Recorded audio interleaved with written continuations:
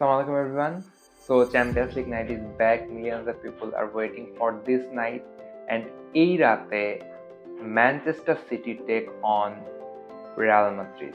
So এই দুইটা টিমের ভিতর আমি যদি বলি 2020 থেকে 2024 পর্যন্ত এই চ্যাম্পিয়ন্স লিগে এই দুইটা দল যতবার মুখোমুখি হয়েছে আমরা বলছি যে এই টাইটে যারা জিতবে তারাই চ্যাম্পিয়ন্স লিগের জন্য ফেভারিট। আজকে ডিফারেন্ট স্টোরি ভাই। এই দুইটা দল তাদের পিক ফর্মের ধারের কাছেও নাই। রিয়াল মাদ্রিদ স্ট্রাগল করতেছে, ম্যান সিটি স্ট্রাগল করতেছে। দুইটা দলই নিজেদেরকে হারাই খুঁজতেছে এবং এর ভিতরে দুইটা দল একজন একজনের সাথে ফাইট করবে। তো রিয়াল মাদ্রিদের একদিকে প্রচুর ইনজুরি সমস্যা, আর ম্যান সিটিতে একজন রোদ্রি নাই, তার জন্য পুরা টিমটাই কেমন টালমাটাল অবস্থা। গানার্সদের কাছে 5-1 হারছে, রিয়াল মাদ্রিদ অ্যাথলেটিকোর কাছে জিততে পারতেছে না, লা লিগার পিচ্ছি পিচ্ছি টিমের সাথে হারে যাচ্ছে। তো রিয়াল মাদ্রিদের ব্যাপারটা হচ্ছে প্রচুর ইনজুরি পিক করতেছে এই সিজনে, অ্যান্ড প্লেয়ার গুলা স্টেবল না, মানে ডিফেন্স লাইন নাই, ডিফেন্সে 4 জন নামানোই কঠিন হয়ে যাচ্ছে। আর সিটিতে আমি বলবো যে প্লেয়ার নাই, এই কথাটা বলা যাবে না, কারণ সিটিতে প্রচুর কোয়ালিটি প্লেয়ার আছে, বাট পেপ মনে হয় কোথাও একটা রিদম খুঁজে পাচ্ছে না। এই জানুয়ারি ট্রান্সফার উইন্ডোতে পেপ 2-3টা প্লেয়ার সাইন করেছে, ইয়াং প্লেয়ার।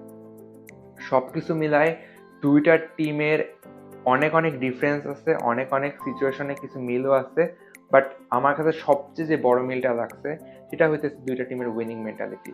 আর রিয়াল মাদ্রিদের মেন্টালিটি, রিয়াল মাদ্রিদের ডিএনএ, এটা নিয়ে আর নতুন করে কিছু বলার নাই।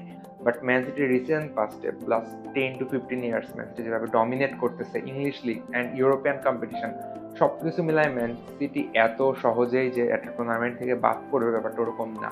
যেহেতু চ্যাম্পিয়ন্স লিগ ফরম্যাট চেঞ্জ হয়েছে, রাউন্ড অফ 16-এ ওঠার ম্যাচে দুটো দল মুখোমুখি হবে, এবং এই রাউন্ড অফ 16-এই এত বড় দুটা জায়ান্টের মধ্যে একটা দল বাদ পড়ে যাবে, একটা জায়ান্ট বাদ পড়বে, এটা অ্যাকচুয়ালি ফুটবল ফ্যানদের জন্য একটা শকিং।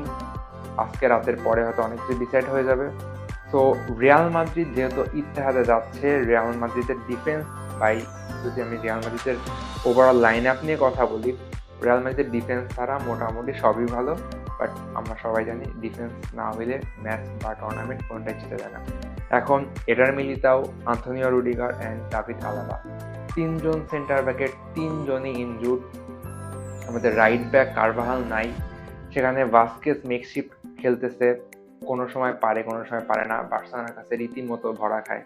তো এদিক থেকে শুরু করে আমার কাছে মনে হয় ফেদে ভালভার্দে রাইট উইং পজিশনে স্টার্ট করতে পারে, then centre back position Raul Asensio and Aurelien Tchouameni makeshift centre back, and left সাইডে হয়তো ফার্লান্ড মেন্ডি, হয়তো ফেরান গার্সিয়া। এখন ওদের লেফট সাইডে, ম্যান সিটির লেফট সাইডে মনে হয় সাবিনিও খেলবে। সো সাবিনিওর যে স্পিড অ্যান্ড স্কিল, সেখানে ফেরান গার্সিয়া হয়তো ডিফেন্সে স্ট্রাগল করতে পারে, এর জন্য ফার্লান্ড মেন্ডিকে খেলাতে পারে কার্লো আনচেলত্তি। আর যদি ম্যান সিটি লাইন আপে বলি, ওদের মোটামুটি settle line up, KDB back করছে, তো কেডিবি হয়তো খেলবে, অ্যান্ড কেডিবি ব্যাক করাতে যেটা হবে প্রচুর ক্রিয়েটিভিটি চলে আসবে। এক সাইডে ফোরেন, এক সাইডে সাবিনিও, সামনে Haaland and Kevin De Bruyne থাকতেছে জাস্ট হাল্যান্ডের পিছনে সুন্দর থ্রু বল দেওয়ার জন্য কেডিবি রেডি। তো সবকিছু মিলায় আমার কাছে মনে হয় ওদের সেন্টার মিডে কোভাচিচের সাথে বার্নার্ডো সিলভা খেলতে পারে, বা একটু ফিজিক্যালিটির জন্য অন্য কোনো প্লেয়ারকে আনতে পারে। আর সিটির ব্যাক লাইনও যথেষ্ট সলিড, মানে on paper solid. Ruben Dias, John Stones, Akanji, Nunez, এদেরকে নিয়ে হয়তো পেপ ওর ব্যাক ফোরটা সাজাবে।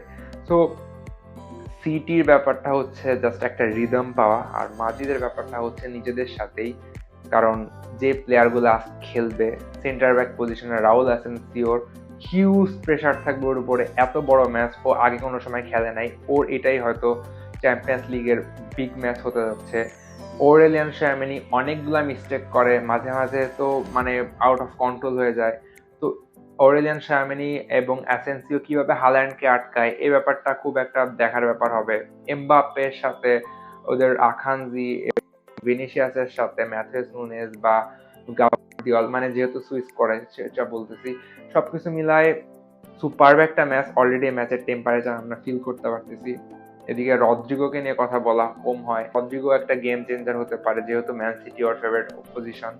সবকিছু মিলায় তোমাদের কি ওপিনিয়ন সেটা কমেন্টে জানাই দিও। এবং আমার ওপিনিয়ন যদি বলি, রিয়াল মাদ্রিদের উচিত এই ম্যাচটা সামহাও ড্র করে আসা বা 1-0 হারা। যদি জেতে ইটস ফাইন, বাট এর থেকে বেশি যদি মার্টিনের রিয়াল মাদ্রিদ ম্যাচটা হারে তাইলে রিয়াল মাদ্রিদের জন্য সান্তিয়াগো বার্নাব্যুতে কামব্যাক করা ভেরি ডিফিকাল্ট হবে। অ্যান্ড এর জন্যই ম্যান সিটি যাবে ভালো মতো একটা উইন নেওয়া 2-0 বা 3-0, যাতে ওরা বার্নাব্যুতে রিল্যাক্সে থাকতে পারে। সো দুইটা বড় manager, Pep Guardiola, Carlo Ancelotti, দুইটা বড় মাস্টার মাইন্ডের ক্লাস, দুইটা বড় টিমের ক্লাস, অনেক অনেক সুপারস্টার খেলতেছে। ম্যাচটার প্রেডিকশন তোমরা কমেন্টে জানিয়ে দিও, অ্যান্ড আমি এই ম্যাচটার জন্য ভাই ওয়েট করতে পারতেছি না। থ্যাংকস ফর ওয়াচিং অ্যান্ড আলা মাদ্রিদ।